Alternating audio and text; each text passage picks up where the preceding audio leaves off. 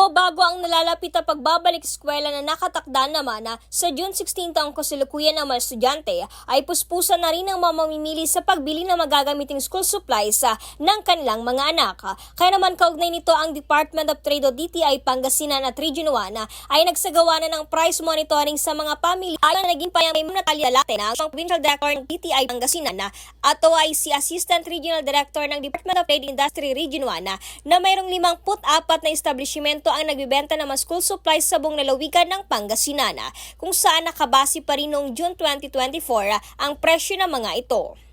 Base rin sa DTI price guide, ang presyo ng notebook ay nagkakahalaga ng 15 pesos hanggang 52 pesos, habang ang presyo naman ng lapis ay naglalaro sa 6 pesos hanggang 17 pesos. At maaari namang bisitahin ng mga mamimili ang price guide monitoring online ng Department of Trade and Industry bago sila magtungo sa mga pamilihan nang sa gayon hindi na sila mahirapan pa sa paggastos ng kanilang mga budget. Bukod pa rito ay mayroon din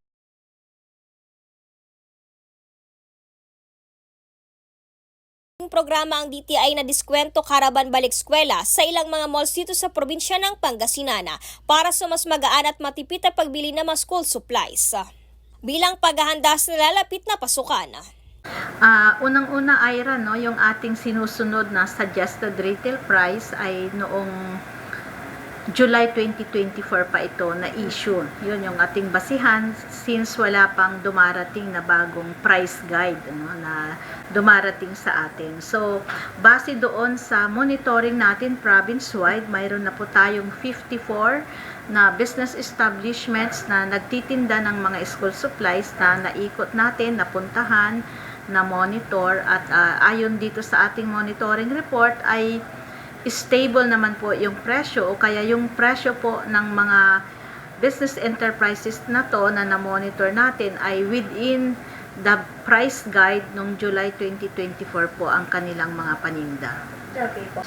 Yes, Ira, no, tayo ay nag-ikot sa mga different enterprises na nagbebenta ng school supplies sa buong lalawigan, no, within the province. At isa pa ay mayroon din po tayong kinakandak, actually ongoing pa, yung school diskwento caravan po, balik eskwela diskwento caravan sa mga iba't ibang pamilihan, no.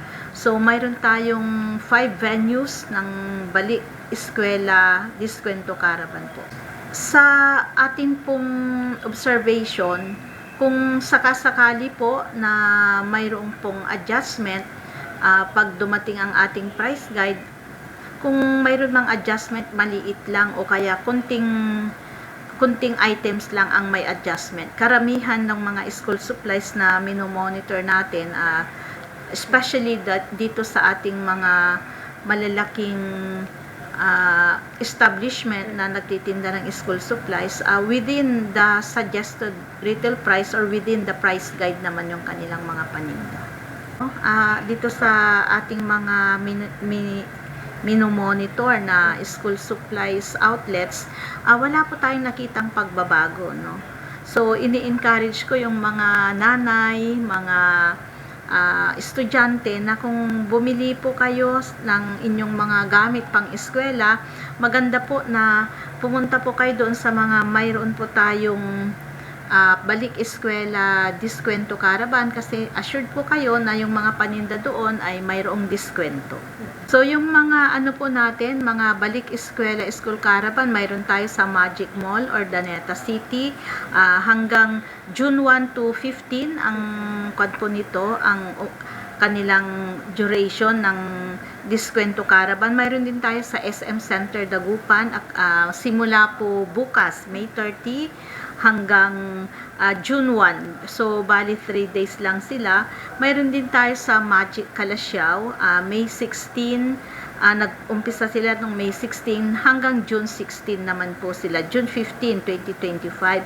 Then, meron din tayo sa Unitap Merchandise, Dagupan, May 15 to June 15. At sa CSI, The City Mall, sa Lucao, nagsimula din po sila noong May 15 at hanggang June 15, 2025. Ayan, may karagdagan din tayong balik eskwela diskwento caravan sa mga LGUs. So magkakaroon tayo ng balik eskwela sa Balungaw, Pangasinan, doon sa Jose Peralta Senior Hall sa Poblasyon, Balungaw, Pangasinan sa June 4, 2025. So isang araw lang po ito at ito ay gaganapin nga doon sa Balungaw, Pangasinan. Marami na rin but compared to previous years, mas konti ngayon kasi hindi pare-pareho yung opening of classes. Yun yung ating naobserbahan. Sa public school kasi they will start June 16, ano.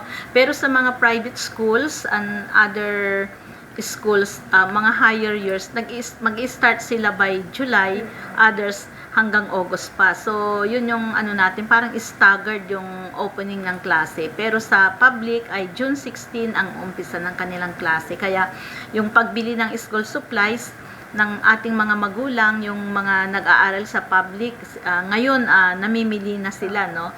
Pero yung mga iba naman ay later pa bibili. Para sa programang Bombo Hanay Big Time, Patrol numero 1, Bombo Ira Chicano, nag-uulat.